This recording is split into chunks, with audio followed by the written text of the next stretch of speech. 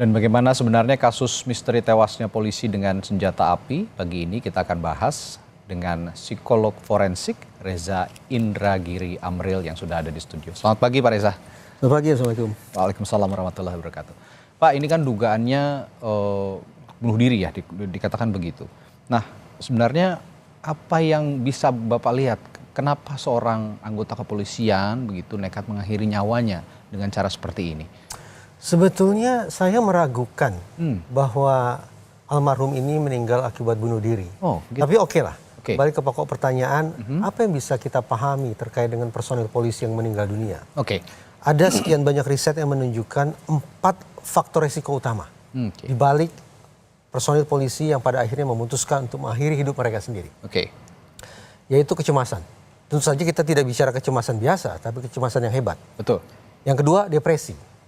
Yang ketiga adalah penyalahgunaan narkoba. Dan yang keempat, konsumsi miras. Apapun itu, 4 faktor risiko ini menunjukkan kepada kita bahwa ketika seorang personil polisi pada akhirnya memutuskan untuk melakukan tindakan yang sedemikian fatal, sampai kemudian menghabisi dirinya sendiri, ini bukan merupakan sebuah akibat dari situasi yang berlangsung dalam tempo singkat, tidak. Tapi ada sebuah masalah, ada sebuah kesulitan hidup, ada sekian banyak beban yang dialami sekian lama, sampai kemudian titik akhirnya personil polisi mengambil keputusan yang salah untuk mengakhiri hidupnya. Atas dasar itu, memang penting bagi kita untuk menelusuri ke belakang untuk memastikan sekali lagi apakah dalam kasus ini personil polisi yang kita perbincangkan ini memang meninggal akibat menghabisi dirinya sendiri, menembak dirinya sendiri, ataukah disebabkan oleh faktor-faktor yang lain. Baik, Pak Reza, keraguan Anda bahwa personel polisi ini melakukan aksi bunuh diri begitu, apakah dengan melihat personel ataupun anggota kepolisian ataupun polisi saat ini juga masih menelusuri atau menyelidiki penyebab-penyebab pasti kematian itu? Ada 2 persoalan pada kasus ini yang menjadi catatan saya. Pertama terkait dengan penyelidikannya dan yang kedua terkait dengan komunikasi ke masyarakatnya. Menurut saya, agar kita bisa memastikan penyebab kematian, ada 4 jenis kematian, Mas. Yaitu saya membuat singkatan NASH. Natural berarti seorang personil polisi meninggal akibat faktor alami. Entah itu karena sakit, entah itu karena usia lanjut, faktor alami. Tidak ada niatan sama sekali untuk mengakhiri hidupnya. Yang kedua adalah akibat kecelakaan. Tersengat listrik, tersapu banjir, terbentur kepala, dan seterusnya. Itu akibat faktor kecelakaan atau accident. Juga tidak ada niatan untuk itu. Yang ketiga dan yang keempat, ada unsur niat di situ. Yang ketiga adalah suicide. Bagaimana seorang personil, lagi-lagi kita perbincangkan, sangat menyedihkan, sampai sanggup membuat keputusan yang salah untuk mengakhiri hidupnya. Itu S, suicide. Dan yang keempat adalah homicide. Bahwa personil meninggal akibat perbuatan orang lain. Nah, kalau hitung-hitungan di atas kertas, menurut saya, apakah personil yang satu ini meninggal akibat faktor alami? Menurut saya tidak.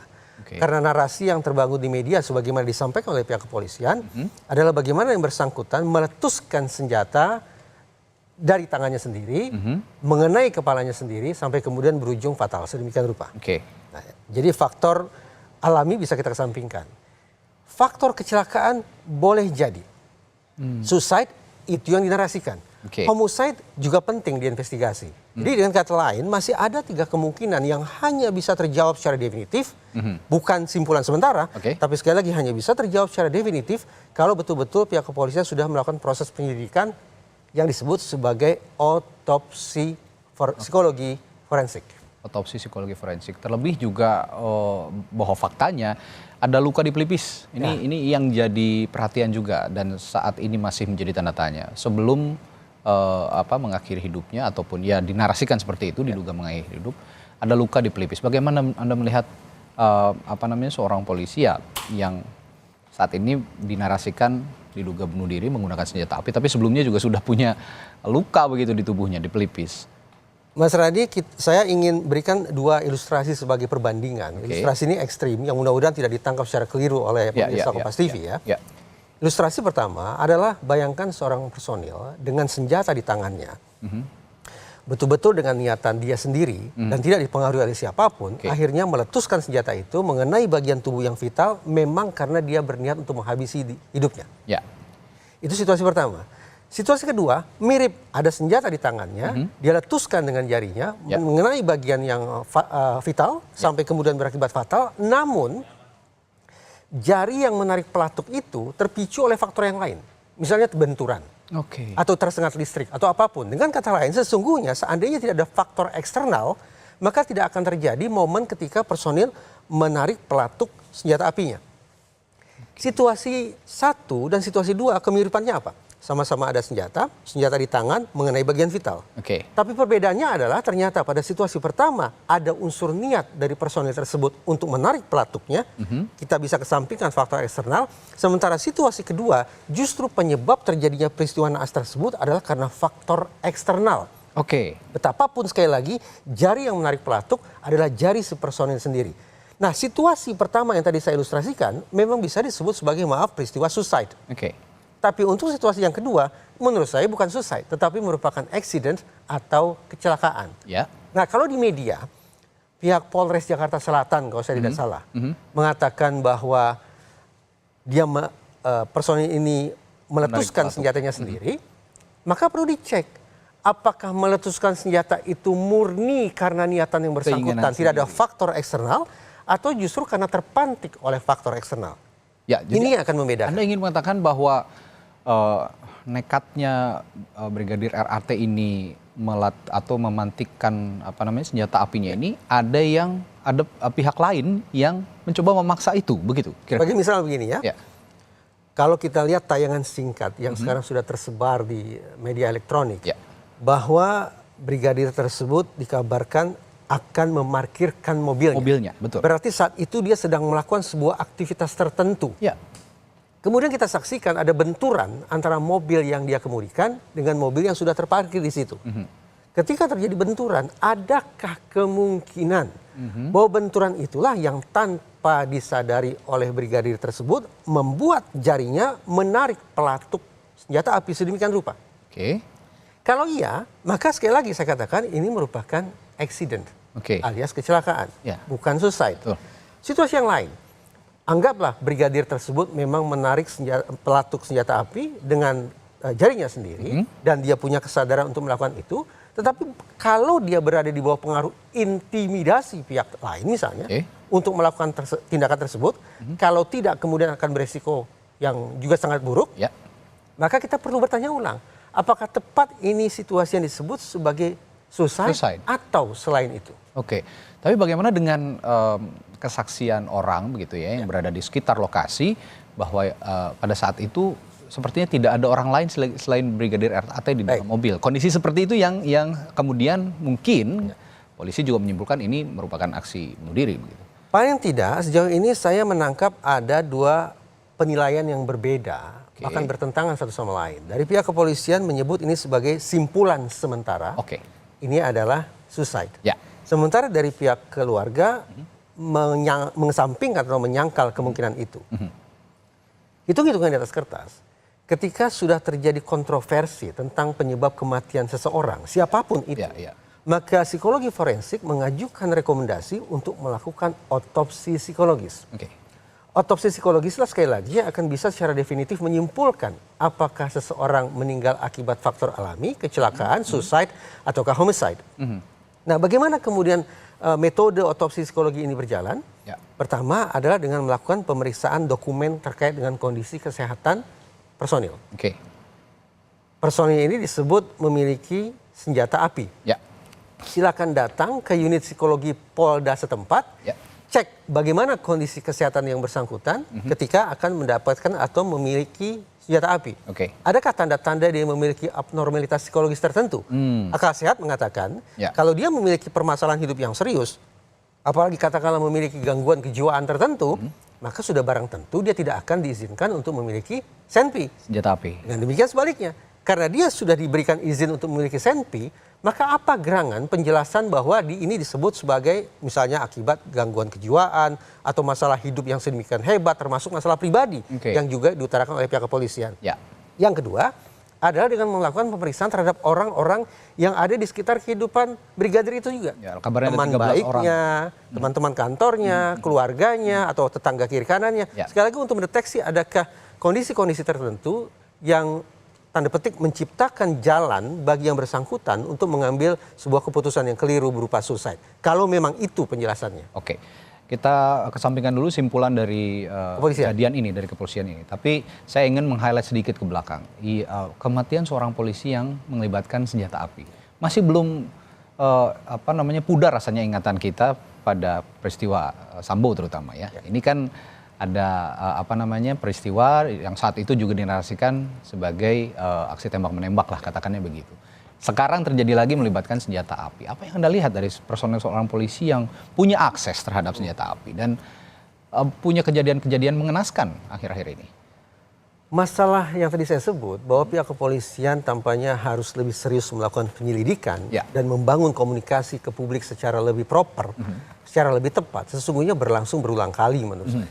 Ambil misal September 2023, Ajudan Kapolda Kaltara juga meninggal sedemikian rupa dan pihak Mapolda seingat saya langsung menyimpulkan itu sebagai suicide.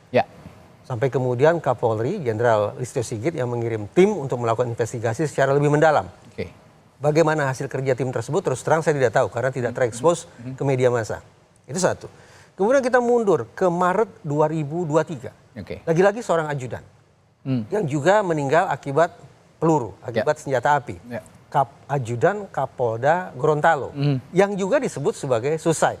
Bagaimana kemudian pendalaman sampai pada simpulan yang definitif juga tidak terbuka secara publik.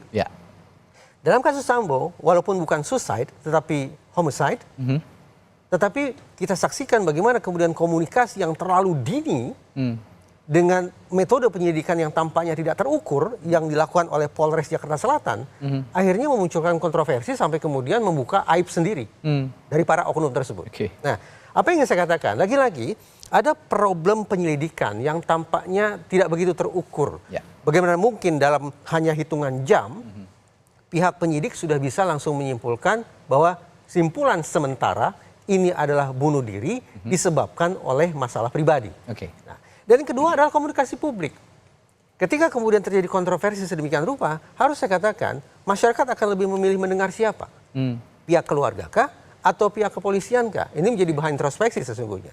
Ketika kemudian kita memandang bahwa ada agenda penguatan kepercayaan publik terhadap institusi kepolisian yang harus disegerakan terrealisasi, maka dalam momen yang sebutlah kritis semacam itu, memang komunikasi ke masyarakat, komunikasi ke media oleh pihak kepolisian harus dilakukan secara ekstra hati-hati.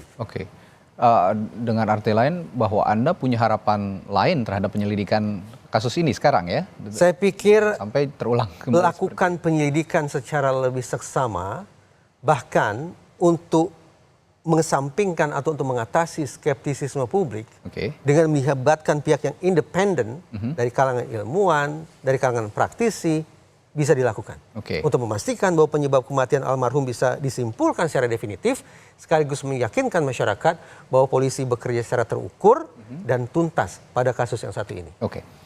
Kompolnas Pak Reza meminta bahwa harus ada asesmen lanjutan atau asesmen lebih dini juga terkait mental para personel polisi. Apakah ini relevan dengan kasus yang akhir-akhir terjadi? Terutama upaya suicide terhadap seorang anggota polisi. Saya teringat beberapa tahun silam saya diundang dalam Rapimnas salah satu satuan kerja Polri untuk berbicara tentang masalah gangguan kejiwaan di kalangan personil Polri. Saya katakan sebagai salah satu ilustrasi adalah ketika kita bicara suicide, memang menyedihkan bahwa tingkat suicide di kalangan personil polisi secara umum memang lebih tinggi daripada masyarakat sipil. Ada angka yang menunjukkan per 100.000 orang sipil seperti kita yang memutuskan melakukan tindakan salah mengakhiri hidup, jumlahnya ada 11. 100.000 banding 11. Tapi ketika kemudian penelitian yang sama dilakukan di lingkungan kepolisian, ternyata angkanya naik.